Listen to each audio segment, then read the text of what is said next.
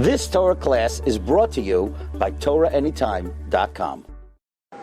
My good friend and Talmud Mendy Schwartz knocked my socks off on Shabbos with a original gematria, which is really, I wanted to share it with the Olam. Makom Kavua is exactly the gematria 364, which fits in beautifully because there's only one day of the year that we don't practice Makom Kavua, a fixed place in Shul, and that's on Tisha B'Av. When nobody has a fixed place, we remove all the chairs, right? So that's why Makom Kavua is the gematria 364, because 364 of 365 of the days of the year, you have to have a Makom Kavua. So you'll tell me, Rabbi Weiss, but we go according to the lunar year. Well, it's the same word as the Vilna Gaon, who says that Hasatan is the gematria 364, because it was one day of the year that the Satan doesn't prosecute, and that's on Yom Kippur, right? So it's the same idea. But then he told me that he got the idea, he thought of it while I was giving the drush about Makom Kavua. He got the idea because he once said a similar word. We know that there are 354 days in the lunar year, because we go according to the lunar year in most areas, right? Except, like, for example, what we just learned in Yerushalmi Shkolim, that for Pesach has to be b'chodesh Aviv in the spring. So since if we go according to the lunar calendar only, it would come out that eventually Pesach would not fall out in the spring. That's why we need a leap year that, like this year, to calibrate and to push it up, that Pesach should be in the spring.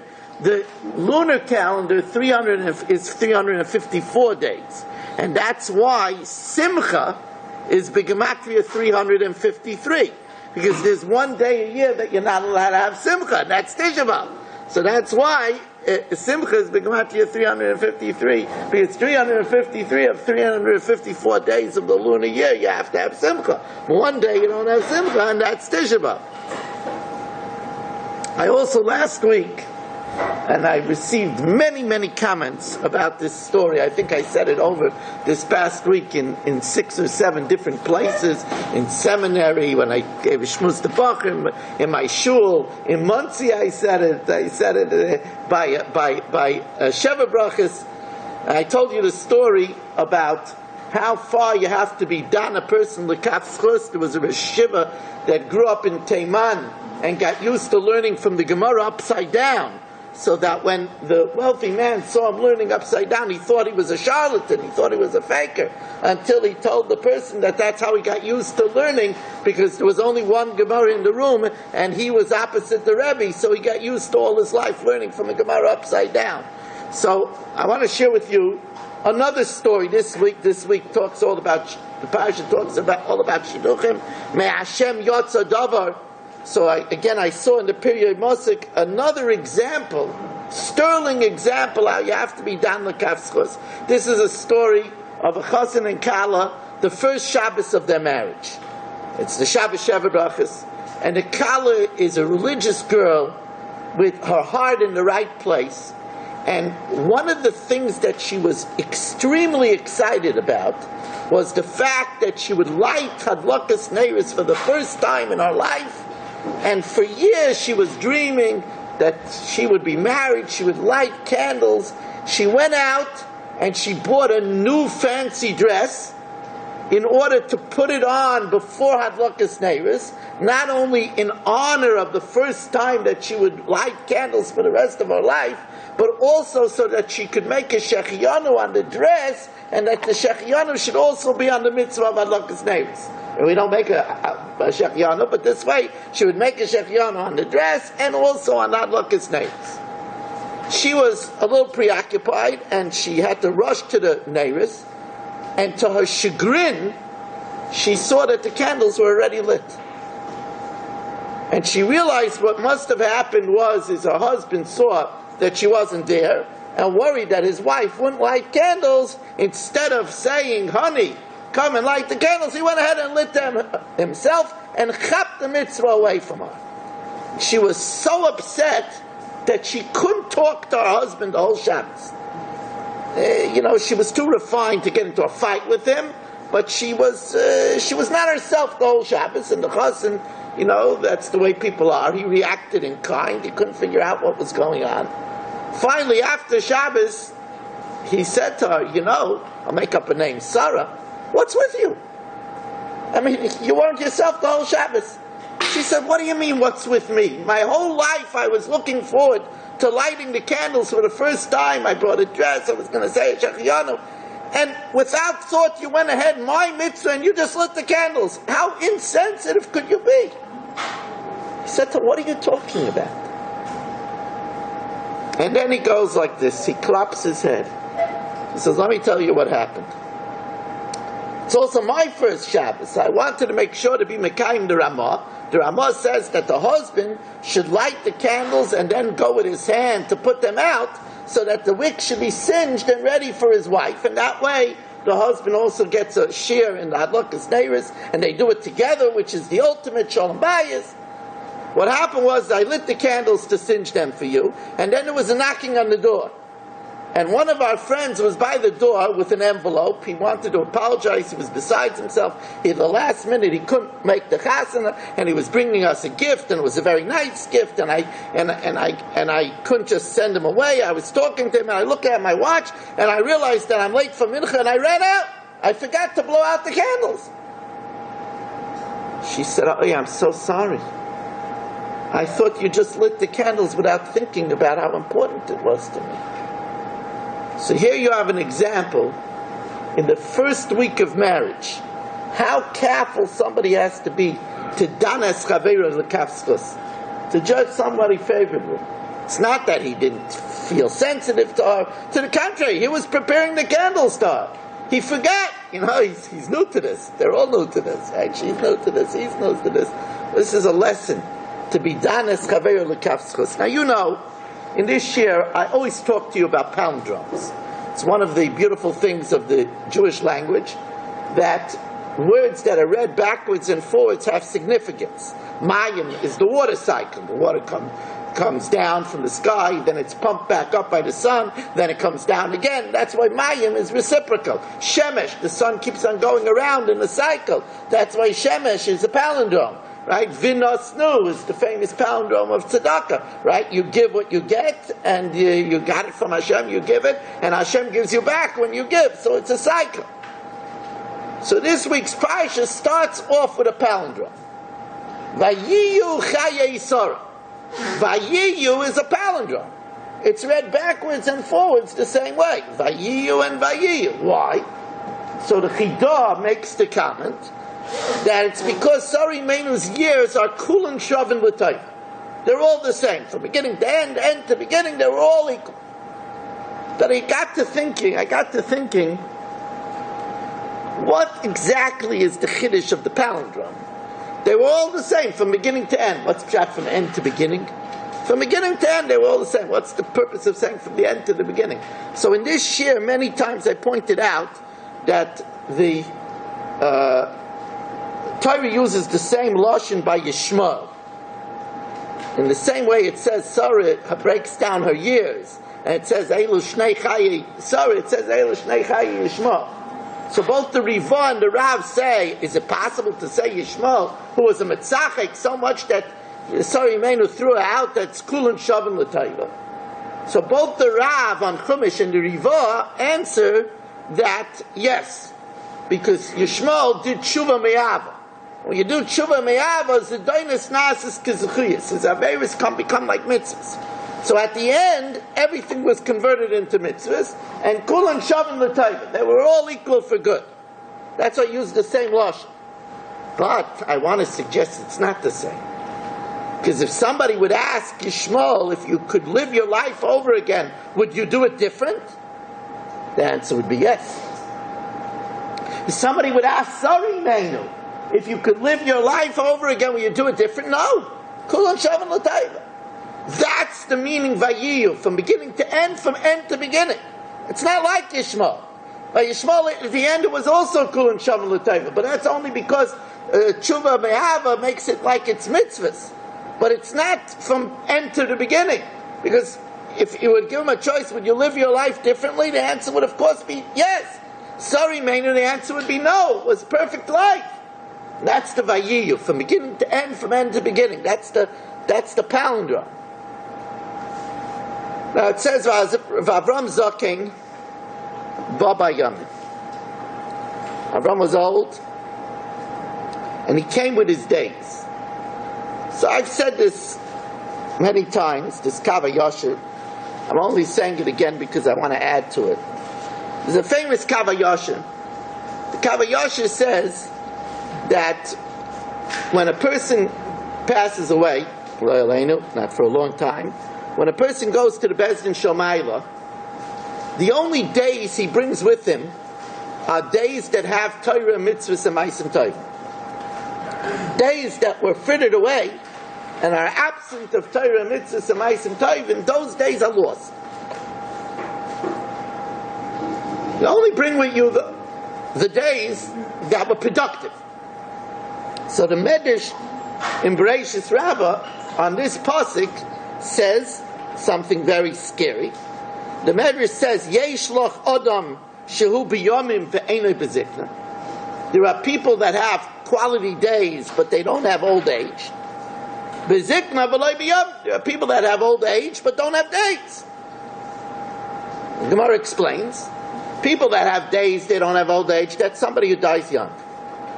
But he lived a productive life, so he comes with a lot of days, but he doesn't have old age.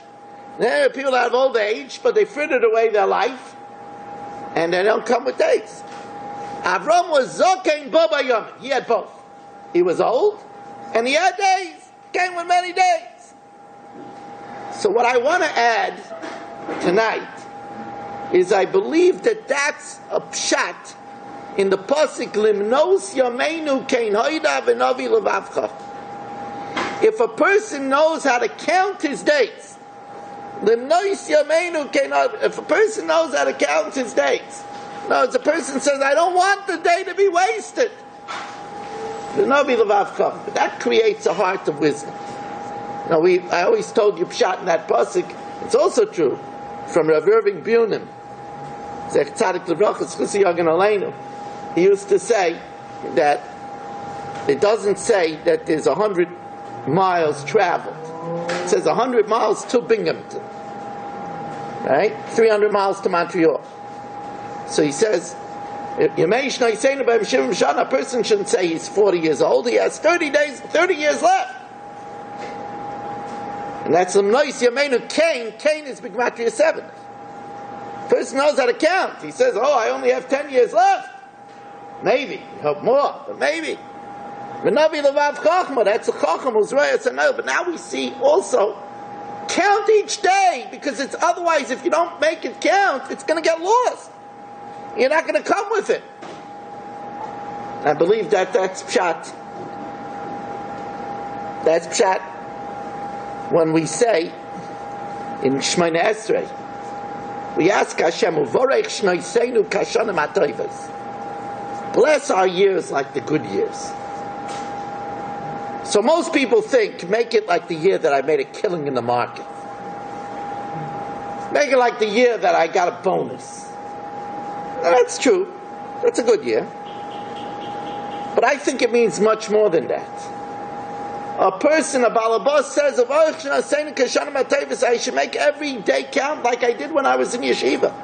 And I was learning every day. An older woman says, make every day count like when I was a mother and diapering my children every day. And I was productive every day with chesed. Chesed shalemes, because the children don't remember that you diapered them. That's pshat when the Gemara says, Marikim lo yamav u'shnaisav. It should have longevity of years, but it should be quality days.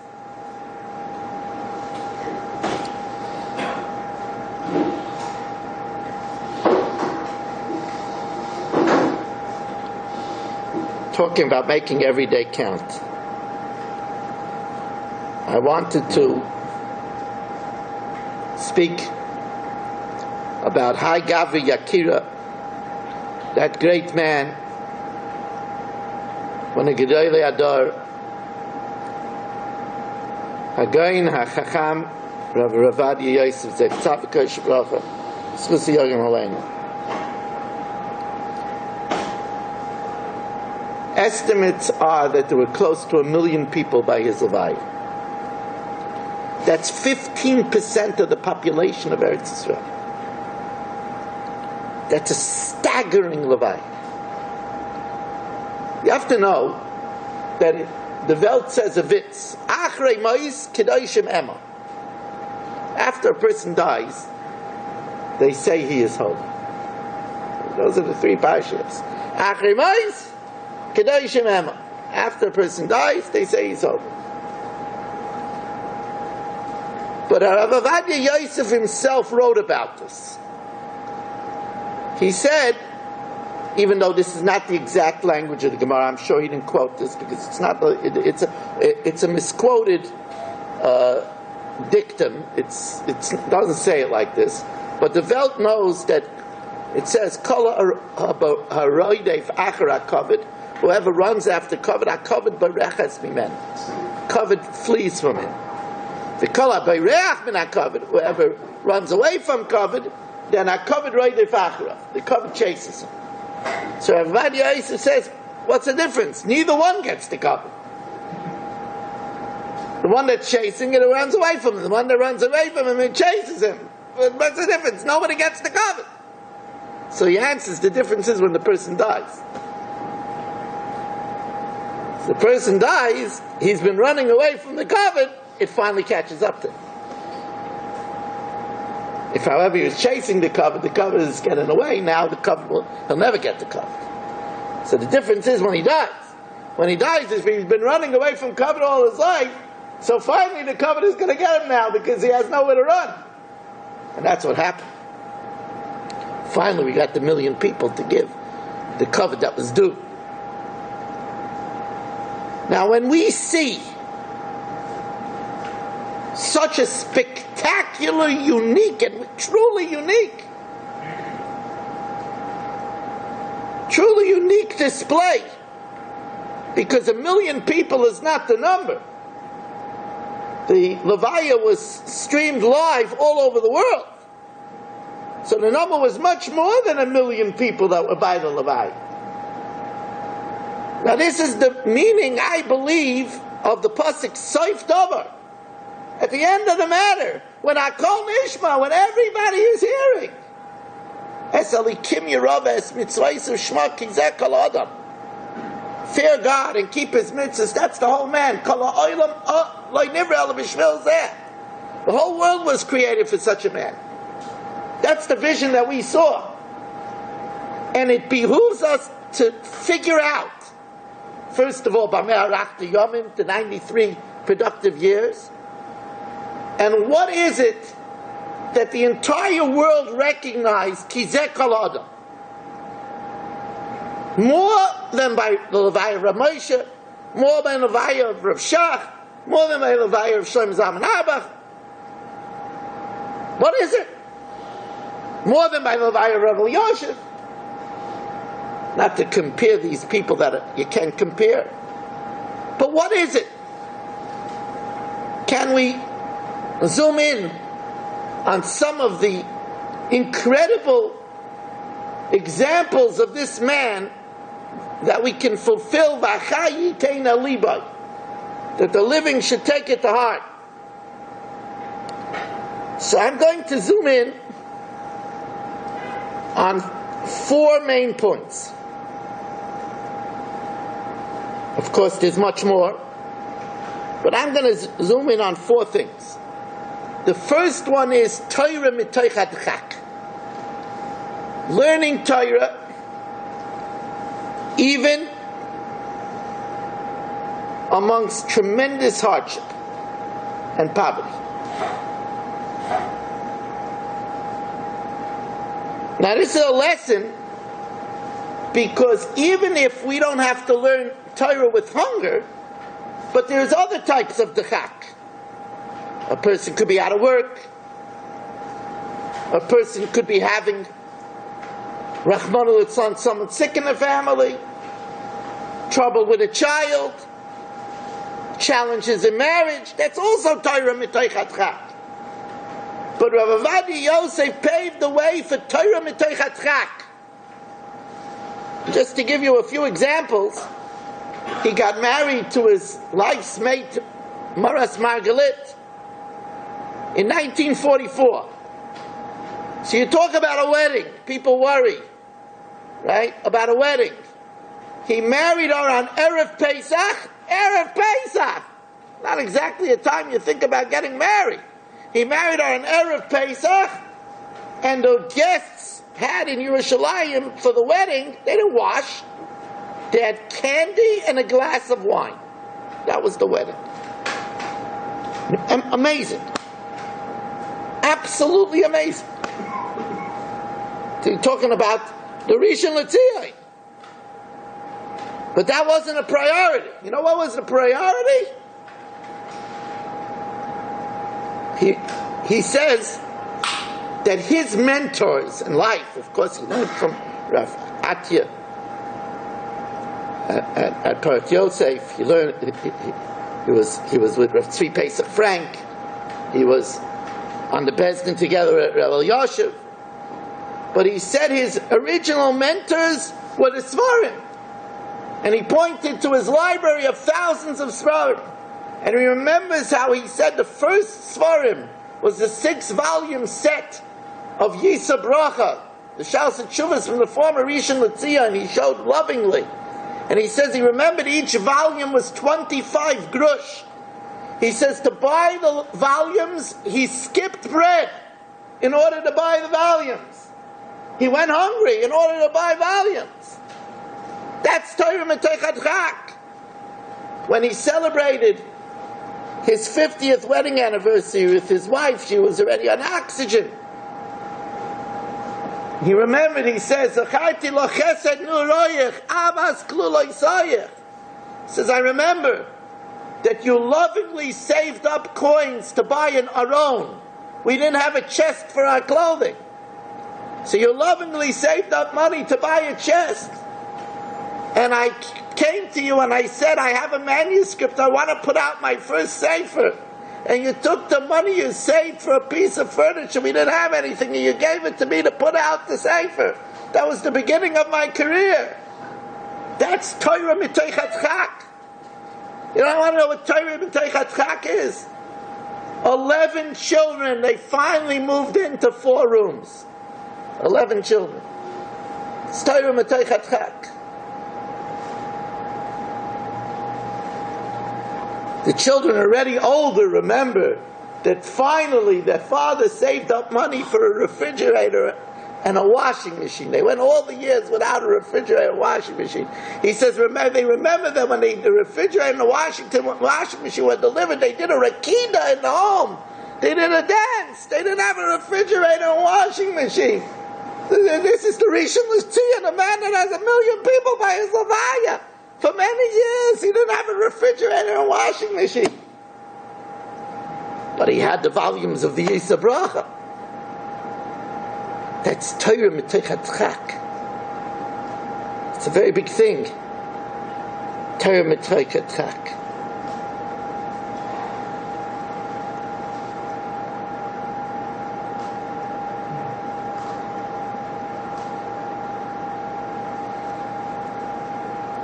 When we do Torah with hardship, and we sacrifice for Torah, that's a very big thing. The next thing was his incredible hasmada. His incredible Torah diligence. Says he remembers that they used to measure. He says they had to walk. They used to measure when going from the yeshiva to the Beis HaMedrash, the Beis HaMedrash to yeshiva, it's 5 daf to Parat Yosef. That's how they measured. They measured by dafin. He says he remembers many times waiting for a bus that he missed several buses because when he waited by the bus stop he was orangutan in the learning. So he missed bus after bus after bus because he was involved in learning. Talk about Asmadi. He says he remembers that in yeshiva he learned Masechtas Gittin 60 times. When he was in yeshiva, 60 times Masechtas Gittin. I'm not talking about Mishnayos. I remember as a yeshiva bach in Yeshiva Staten Island. Yeshiva Staten Island was known for having elite bachrim. I remember there was a big to-do. I was a young boy then, maybe just after Bar Mitzvah. I remember there was a big to-do that Rav Nissen Alpert's son, soll sein gesund und stark, Rav Nissen Alpert's son, Mordechai Alpert, was making, I think it was either 16 or 17, he was making a Siyum HaShas in the library. It was a big thing, a 16-year-old boy, 17-year-old boy was making a Siyum HaShas.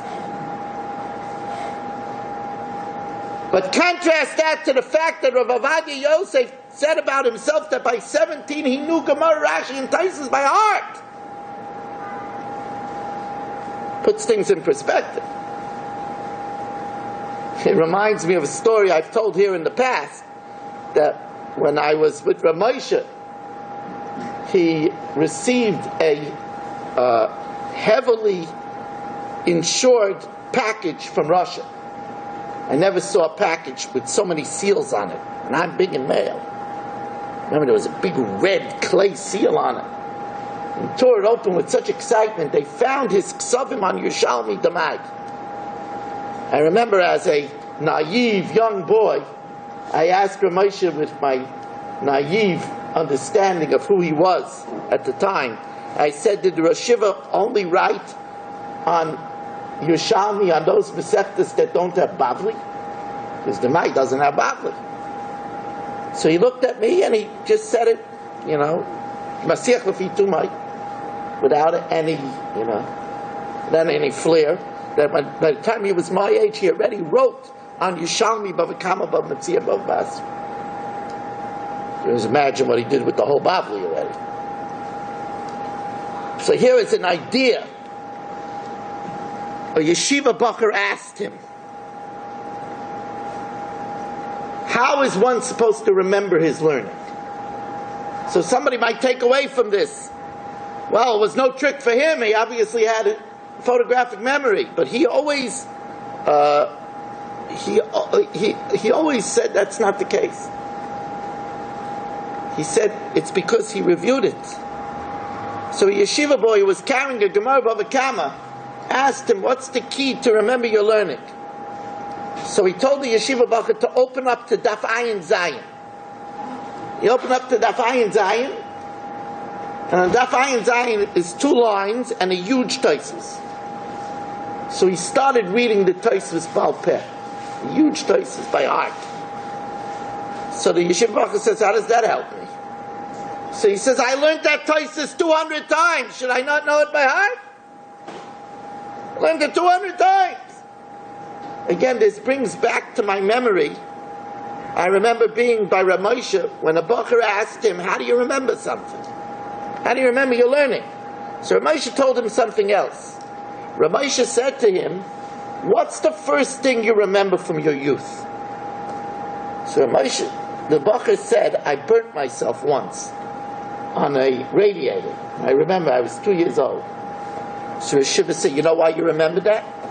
Because it made a big impression on you. If your learning makes a big impression on you, you'll remember it. Learning has to make a big impression upon you. That was Rav Moshe's answer. Rashi in Masechtas Avodah Zarah says, because the Gemara Megillah says, to remember it's Siyata D'Shmaya. So Rashi in Avodah Zarah says you got to daven. A good place to daven it. Rashi says it's an Atachayne, where we ask Hashem for the gift of knowledge. Daven to remember. That's a very important thing.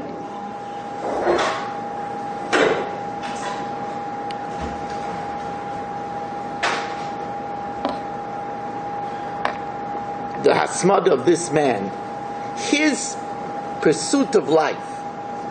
Some people associate him with his political career. The Shas party. That was a fringe. That was an incidental. You know what his thrust in life was? I'll tell you. I'll tell you what his thrust in life was. Here it is. I'll start counting it off. The 10 chalakim of the Abi Omer, the 6 chalakim of the Chavos Das, his shmuzim in the Maaseh Yosef, the Anafetz Avos that he wrote on Pirkei Avos, the 30 Svarim of Yalkut Yosef that he wrote in collaboration with his son. That was his life. A life of Torah. I say, it's very hard to imagine this. In 2006, he needed to have heart surgery.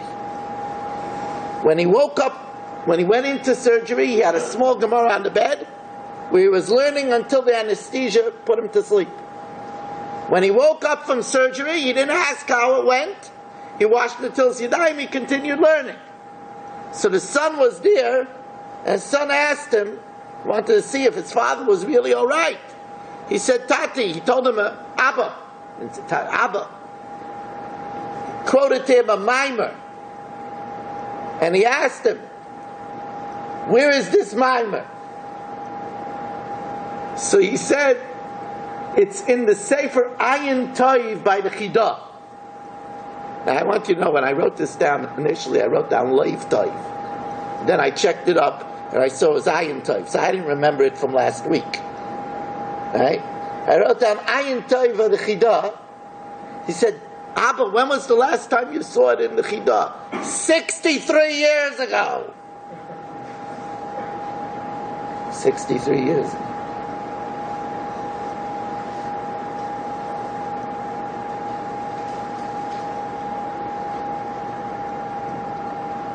No, I told you when Rav Miller used to go to family simchas, you would see him holding his coat. When somebody wanted to take his coat away, he wouldn't give it up. And he would explain that he has to remember that he has to leave soon. Rav Avadia Yosef was the same way. They had a big family, 11 children. They had a lot of family simchas. And when he would go to a family simcha, he would stay a very short amount of time, he would leave. So he'd say, Father, can't you stay a little bit more? Zaidi, Saba, can't you stay a little more? He said, I can't, they're waiting for me. He says, who's waiting for you? What's more important? You're by the family, who's waiting for you? He says, the Rambam, the Rashba, Rabbi Kiva Eger, they're waiting for me. You hear what we're talking about over there? The Rambam, the Rashba, Rabbi Kiva Eger, they're waiting for me.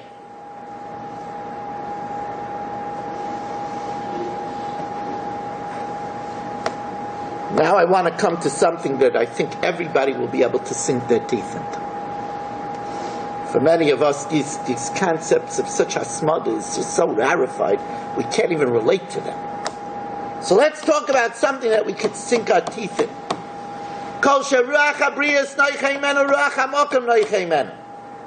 Anyone who people are at ease with, it shows that Hashem is at ease with him.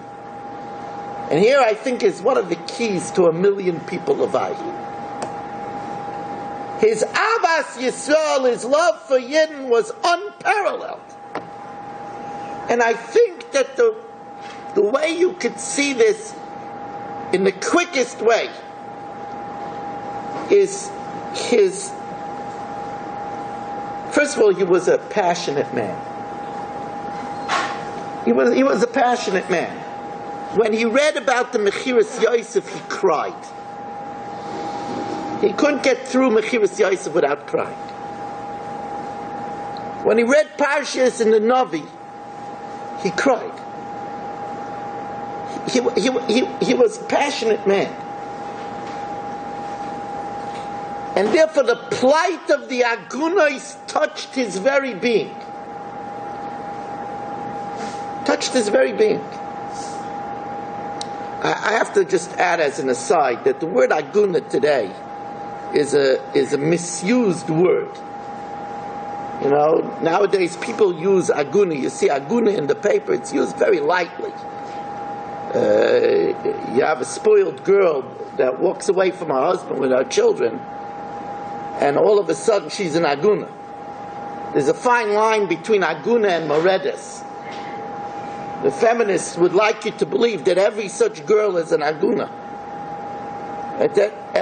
And every case is different. Every case is different. And there are husbands that hold their wives for ransom. That's a terrible thing. And then there are wives that walk away when husbands want to try to make it work, and now the husbands will hardly see their children. And those wives are closer to Meredeses than to Agunas. But that's not what we're talking about over here. Let me tell you what we're talking about over here.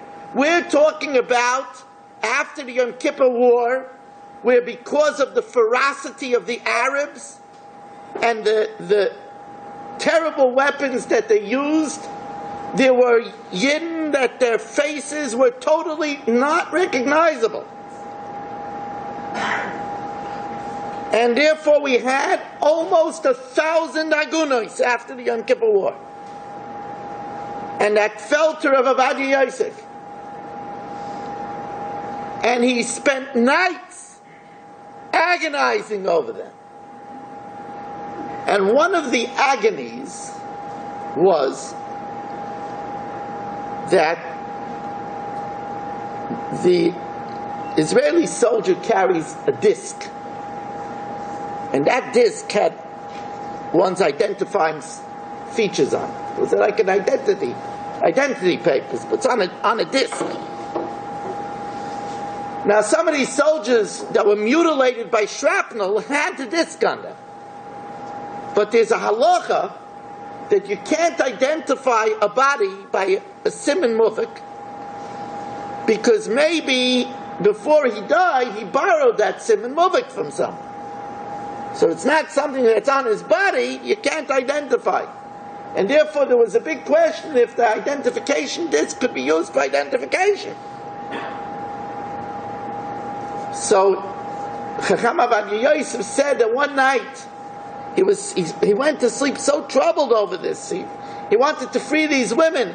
And one of the Gedolim of yesteryear came to him in a dream and said to him where he wrote it, that something that's used for identification purposes is, the Gemara doesn't apply that we say that somebody might have given it to him, because somebody doesn't give over something that's for identity. You don't lend out your identity papers. You don't lend out your passport. And he woke up with such an excitement that he could be martyred, the agunas in this case. He relates that of the over 900 agunas that they were martyred after the Yom Kippur War, 30 years later, not one husband came back alive. So I must add a story over here, which shows how the Rebbeinu Shalom protects his tzaddikim.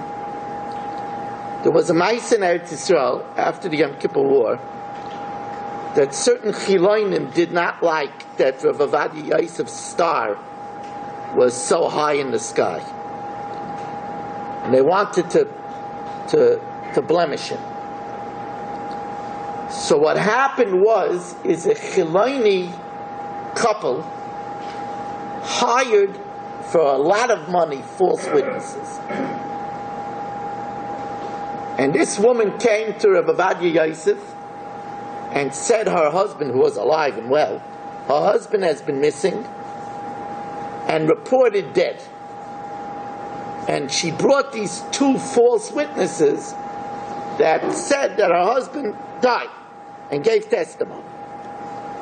Rav Ovadia Yosef grilled them, and he did an investigation, and he gave the woman a heter aguna that she could remarry. And now, with glee, she was going to unmask him as a fraud. So what'd she do? She calls up her husband to say, let's prance into the court and show everybody that he doesn't know what he's talking about. And as she called him, her husband had a massive heart attack and died. And Rav Ovadia Yosef said about this story that Elohim nitzev badas el, that Hashem is standing in the court of the just, the court of the mighty. And when you rule with ehrlichkeit, the Rebbeinu Shalom makes sure that you should be able to function as a fair judge. There's another vignette which is so incredible, but it shows Ahavas Yisrael, palpable Ahavas Yisrael, It shows a selflessness that's something that we can only try to emulate in small ways. In 2006, he had to go in for an angioplasty. So when the doctor told him to prepare for the angioplasty, Rabbi Vadia Yosef told Aryeh Deri that he has to go home for 3 hours. So he looked at him and he said, what do you mean you have to go home? You have to get ready for surgery. He says, I must go home for 3 hours. He told the doctor, I'll be back in 3 hours in the hospital. By that time already, there's a Rishon LeZion, he could ask for 3 hours. So Aryeh Deri says, look, it's a Pikuach Nefesh. What could be important? He says, I have to go home to write the Heter Aguna. If I die in surgery, she could be chained her whole life. So the answer is, what pushes off an angioplasty? A Heter Aguna. That's somebody that's not living for himself. So I mean, this explains a million man Levaya. This is the kind of stuff that explains a million man Levaya.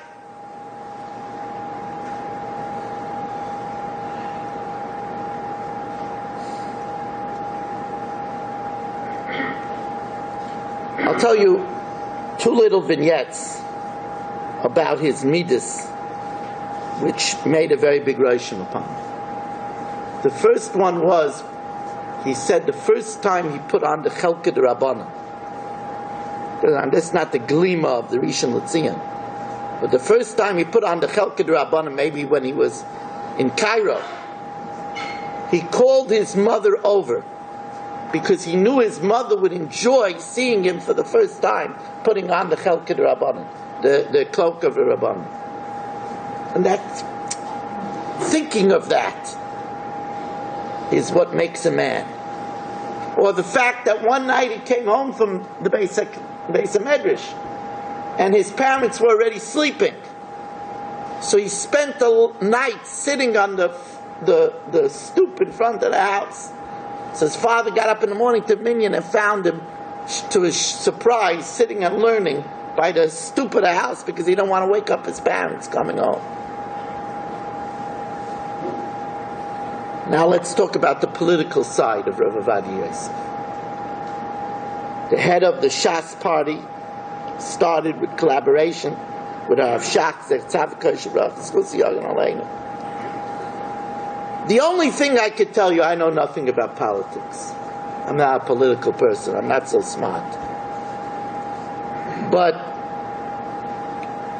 I'm going to make a nasty comparison. You'll excuse me for the comparison, especially from the son of a Holocaust survivor. But I'll compare it to Hitler Yamach Shemai, who had a whole army and wanted to rule the world, but all that was dwarfed by killing Jews. His passion to make the world Judenrein, free of Jews, was first and foremost, to the point that when he was already losing the war, he was still taking trains away from the front and sending them to Auschwitz. Now, why do I bring that up? Because lahavdil elef alafim ribei v'vavis pa'amim l'toiva. When Rav Ovadia Yosef started the Shas party, you know what his overwhelming concern was? I'll tell you what it was. His overwhelming concern was the Mayan Hachinach HaTorani. That was his concern. The network of schools that went from Kiryat Shmoin in the north to Eilat in the south and all the way between. Hundreds of yeshivas. And any time that they stopped producing, he told anybody that was involved, this is the reason why we have a party. To use it as a vehicle to bring Torah l'Hazar Torah li'Yoshna. That's the reason. That was his life. Torah was his life. He wanted to touch every person. Talk about 1 million people. He touched more than 1 million people. Just to give you a concept of the political man. In the year 2000, he was the Israeli Attorney General authorized an investigation against Chacham Ovadia Yosef for his words of insult to the infamous education minister Yossi Sarit. And having such a tzaddik under investigation, thousands of people gathered around Rav Ovadia Yosef's house to give support and to say Tillim. Somebody came into the house and said, "Where's the Chacham? You know where he was when all of this was going around? Making a stump speech? Telling the people his side of the story? You know what he was doing?" It says it all. He was in his study writing a tshuva to a Svardi who sent a Shaila that he has severe, dangerous hepatitis, and he wants to use the remedy of the pigeons to put it upon him to suck out the poison, but he's worrying about Tsar Bali Chaim of the pigeon, because the pigeon dies a slow and painful death. So Chacham Ovadia Yosef was writing a tshuva about pigeons and hepatitis when there were 1,000 people outside about the narishkeit with the Minister of Education. That's Chacham Ovadia Yosef. That's the man that 1 million people came to give respect to.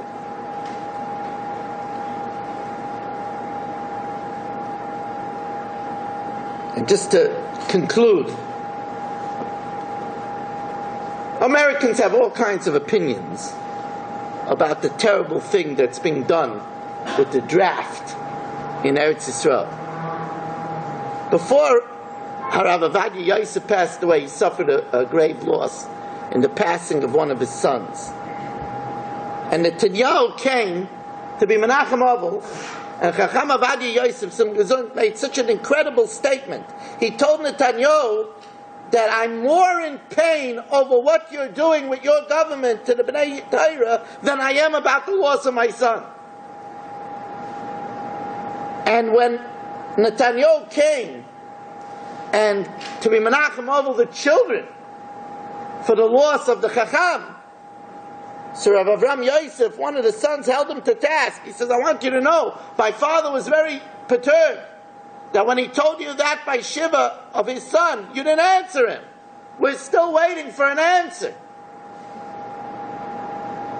But we hear now, 15% of Eretz Yisrael, 1 million people, revere this man who said that it was a travesty what they're trying to do to Bnei Yeshiva in Eretz Yisrael. May our learning from him, his holy ways, his asmada, his gutzkeit, his Torah Metoich Chak, his Habatzas Torah, his Avos Yisrael, may rub off on us, may be a Melch Yosef against Klal Yisrael.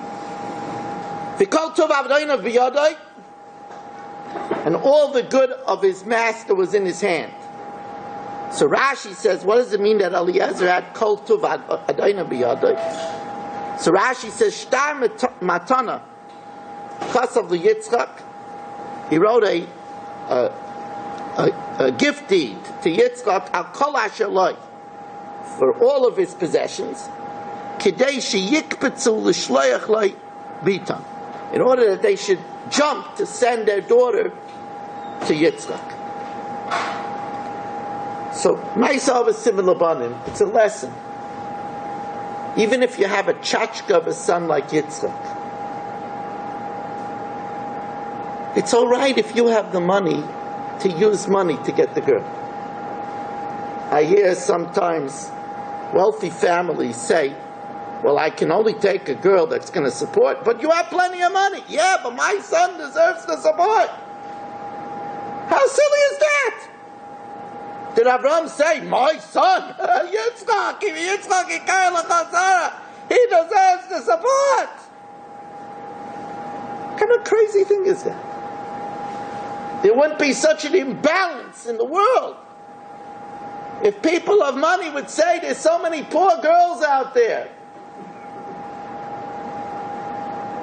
Rabbeinu Ephraim says, what's pshat kol tov adoinav biyadai? He says the Eser Gemalim, the 10 camels, are a reminder of the 10 Nisyonis. They didn't happen yet, all of them. Either the burial of Sarah or Akedas Yitzchak happened later. But it's a reminder of the schus of the 10 nisyonos. And the Chidah adds that that's pshat. When it says, V'kol tov Adonai biyodai, biyodai is biyud. Biyodai is the same letters as biyud. It says that's the tov Adonai, the Asar nisyonos. A mile of a family is if they meet the challenges of Yiddishkeit. That's why there's such a mile of a family that's survivors of the Holocaust and they still hold fast to Yiddishkeit. That's a very big mile. Avram Zokim Baba Yamim Hashem Bereches Avram Bakol. So there's a Medrash Tanchuma here that's very important. Listen carefully. Medrash Tanchuma is in Miketz. It says Avram Avinu was the first one to become old. Says the Medrash Tanchuma, Shetzorach Adam Lispalol Al Eis Ziknosai. A person should pray that when they become old, Shetiyana Ein of Reis, they should still see. Or Piv Eichel, they should still eat. Viraglav Maleches, and they should still walk. Because that's not Kederach Hayla. Shebizman She'adam Ma'askin HaKol Mistalik Mimem. When a person gets old, everything leaves. People get macular degeneration. People lose their teeth and have to wear dentures. People get blood clots. They can't walk. So a person has to pray to the point that it's in addition to the famous Gemara and Brachas, Al Zois Yispal Kol Chosid Leis Mitzoi. So there the Gemara says Leis Mitzoi, Zu Isha Leis Mitzoi, Zu Torah Leis Mitzoi, Zu Misa Leis Mitzoi. That's when he's buried. But the Medrash Tanchuma adds Leis Mitzoi Zu Zikna. A person should pray that when they get old, it's a fascinating thing, when people get old, you shouldn't lose your koiches. We shouldn't lose our koiches. He says we should pray that already. Leis Mitzoi. It's interesting that Rabbeinu Yehuda Bar Yoker, by the way, that's the Ramban's Rebbe. Rabbeinu Yehuda Bar Yoker is the Ramban's Rebbe. Rabbeinu Yehuda Bar Yoker writes that you fulfill this when you say in the bracha of Ala Tzadikim, Val Ziknei Amcha Beis Yisrael. Val Ziknei Amcha Beis Yisrael Yemu No Rachamecha. So pray, especially for parents, for grandparents, for Rebbeim. Val Ziknei Amcha Beis Yisrael. It's interesting because the ArtScroll translates it as the elders of Klal Yisrael. But the Siddur HaMefurish and Rav Miller says it's talking about the Chachamim, because Zikna is Zekana Chachma. That's why, by the way, this bracha of Ala Tzadikim has all the letters of the Aleph Beis. It doesn't have all the end of letters. It doesn't have an end of Fe, but that's all the letters of the Aleph Beis. He's talking about the Tzadikim that Mekayim the Torah from Aleph to Tav. Al Ziknei Amcha Beis Yisrael. That's a time to pray that for Zikna, we shouldn't, Al Tashichenu Lei Zikna. It's such an important Tanchuma.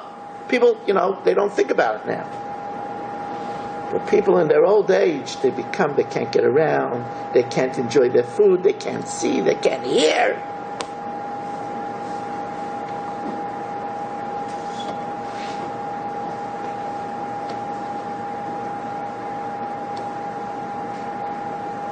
Rabbi say it says, Besuel. So there's a famous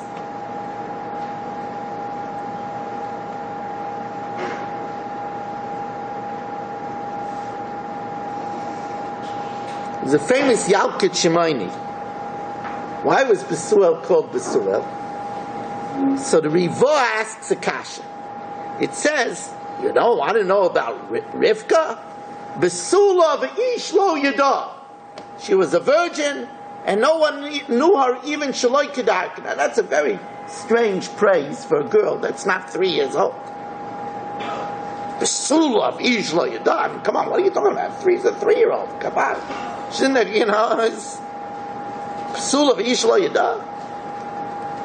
Besuel was the governor, and he was a big Russian, and he had an infamous decree, which is reminiscent of the time of the Yevanim, that Kol Besula Tiboil Lehegmoin Tchila, that before getting married they had to spend the night with Besula. So when it came to his own daughters, the people of the town surrounded him and said, if you do this to your own daughter as well, like you did to our daughters, we'll let you live. If not, we're going to kill you. So Besuel agreed to molest his own daughter. And therefore Gabriel came and killed him. That's a version of Yalkut Shmona. We're all more familiar with the version that Besuel tried to poison Eliezer so that Rivka would never be able to get married. And Malach came and switched the poison, and Besuel took it and died. But the Yalkut Shmona's version is that Gabriel killed Besuel because Besuel wanted to molest, and that's Pshat Ish Lo Yada. And the Yalkut says that's why he was called Besuel, because he took all the Besulim of all the girls in his town. It's interesting because Besuel is also the same letters as El Bitai, because he agreed to take his own daughter if Gabriel didn't kill him first. But I want to tell you that I believe that Besuel has other lessons as well. The word Besuel, it's amazing. If you look at it carefully, it's an anagram of Li'avos. Isn't that interesting? If you take Besuel and you arrange the words, the letters, it becomes Li'avos. Why? Because from Besuel came most of the Imos. From Besuel came Rivka, and of course from Besuel came Lavan, and from Lavan came Rachel, Leah, and Bilhah and Zilpah. They were also daughters of Lavan from concubines. So it comes out that from Besuel came most of the wives of the Avos. So that's why Besuel is Le'avos.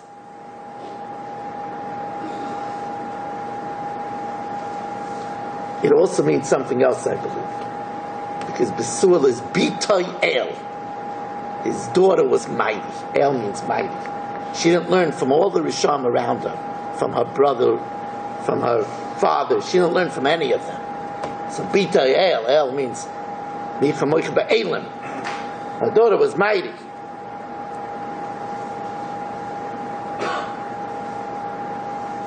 Here's a lesson which you could learn this parsha many times and never know this lesson. But it's a powerful lesson. A powerful lesson. Wow. We must have started early tonight. If somebody revs up their engines and goes up to the beamer right away, we could maybe yet have an 11 o'clock binyan. We'll see. I have to be quick. Vatikech, and I should mention that we have the pocket-sized power benching here, large-sized power benching. Pocket-sized power benching has all 312 pages of benching, and it's only $10. Big-sized benching is, of course, easier to learn from. We have the CD on dealing with the Chayai Sara, last year's Chayai Sara tape, and also last week's Vayera CD is here. Tonight's CD will be available shortly, Be'ezus Hashem.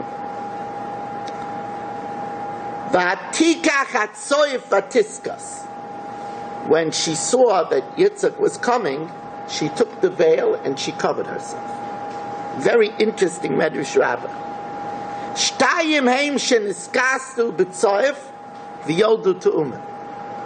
Two women in the Torah covered themselves with a veil, and they both had twins. Very interesting. Rivka and Tamar. Two women covered themselves with a veil, and both had twins. Says the Al-Shech HaKadosh, that's not a coincidence. Listen to what the Al-Shech HaKadosh writes. Says the Al-Shech HaKadosh, Shelefi roiv tznius shebe'isha tifked b'banim. According to the more modesty in the woman, the more she is blessed with children. It's a direct relationship. This is something powerful to use in Kiruv Rechaikim. When a woman, especially if she's not having children easier, and you tell her, maybe if you work a little bit on sneers, it'll get easier. We find this formula from the Al-Shech HaKadosh.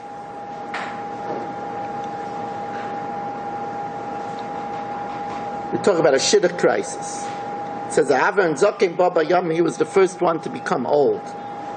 So the Marsha asks, but we see it says already by stone before, they gathered around the house, Minar Bad Zokim. So you see, there were old people already. So he says, no, Avraham Avinu prayed that his hair should become white, so that he should be able to tell the difference between him and Yitzchak. The Rambam writes to his son. Scary thing. The Rambam writes to his son that his hair is becoming white because of the worry of marrying off his daughter to a worthy shidduch.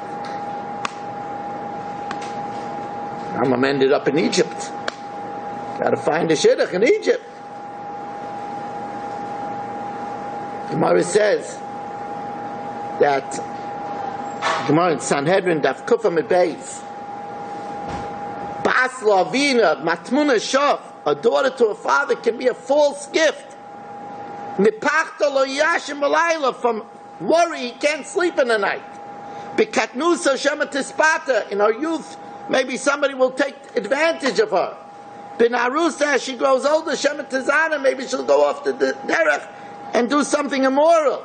Bogra, shema leitinase, gets older, maybe nobody will marry her. You know how many parents of 5, 6 daughters in a row that can't get shidduch and can't sleep in the night? You know how much it's important for us, each and every one of us, to see, to network, to do what we can, especially for quiet families who just can't do it on their own.